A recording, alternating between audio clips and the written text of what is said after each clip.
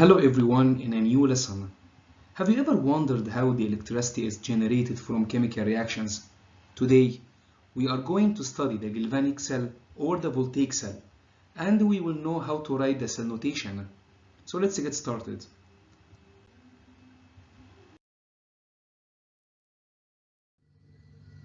Galvanic or voltaic cells are devices that use chemical reactions to create electricity.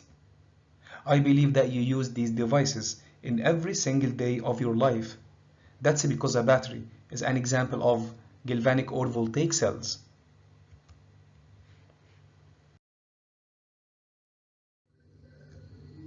To know more about the galvanic cell, let's zoom in the atomic scale and see how is the galvanic cell operates. Here at the anode, the site of oxidation. Zinc atoms in the middle bar are in contact with the surrounding electrolyte solution. Each atom loses 2 electrons and becomes zinc ion, which diffuses into the solution. The electrons given up and enter the bar and join the flow of electrons up toward the external circuit. They travel through the wire and flow into the cathode. The cathode is the site of reduction. When a copper 2 ion in the cathode solution makes contact with the copper electrode, it gains 2 electrons and is reduced to copper atom, which it deposits on the copper bar. The salt bridge prevents the buildup of charges that would occur during the reaction. Now let's move on to how to write the cell notation. When we talk about galvanic cells, we often ask it to represent them in cell notation, which is a shorthand abbreviation of the chemical reactions in a galvanic cell. It's the way that can show us what's going on without drawing a picture for the whole thing. To write the general cell notation, we start on the left side with the oxidation process. How is the oxidation process starts and how it ends up. And on the right side we have the reduction process, how it starts and how it ends up. Both processes are separated by the double vertical line that represents the salt bridge or the porous disk. Now let's discuss this example and see how to write the cell notation for Daniell cell or zinc copper cell. The first part to the left is the anode reaction where the oxidation process occurs and in which zinc solid is oxidized into zinc ion with a single vertical line between them that represents the phase boundary. And the second part to the right is the cathode reaction where the reduction process occurs and in which copper ion 2+ is reduced to copper atoms, also with a single vertical line that represents the phase boundary from aqueous to solid.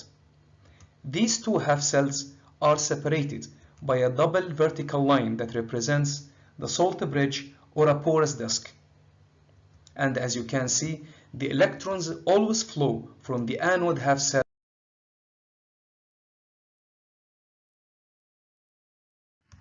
There is a special case of writing the cell notation when the participants in a half reaction are all in the aqueous phase.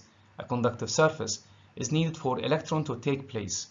In such cases, an inert electrode of graphite or platinum is often used. When writing the cell notation for a galvanic cell that has an inert electrode, the anode is still written on the left and the cathode is on the right. For example, as shown in the given equation, we can note that Fe2+ is oxidized into Fe3+ at the anode, and the manganese in the permanganate ion is reduced from 7+ to 2+ at the cathode. To write the cell notation for this reaction, we start on the left side with the anode reaction, in which we start with the platinum, the inert electrode, in the solid state, and then single vertical line that separated the platinum from the substances that are oxidized Fe2+ and Fe3+. Both are in the same phase, aqueous. And on the right side, we have the permanganate that is reduced to Mn2+ and a single vertical line at the end to separate the reduced substances from the platinum electrode. And these two half cells both are separated by a double vertical line that represents the salt bridge. Well, here we have another example of a reaction of a reactive anode and an inert cathode. First, by looking at the left side of the reaction, solid iron has an oxidation number of 0 and it changes to Fe2+. As the oxidation number increases from 0 to 2 plus, so iron is being oxidized at the anode. The other species in the reaction is permanganate ion that is reduced at the cathode. Since the species MnO4- doesn't occur as a solid, there must be an inert cathode. To write the cell notation for this reaction, first we have iron solid at the anode where the oxidation occurs, and then short vertical bar for the phase change from solid to aqueous.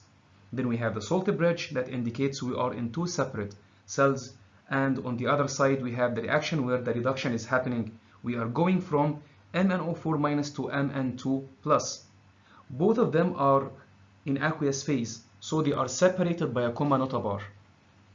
Then we have the vertical bar because there is a phase boundary to the solid inert electrode platinum.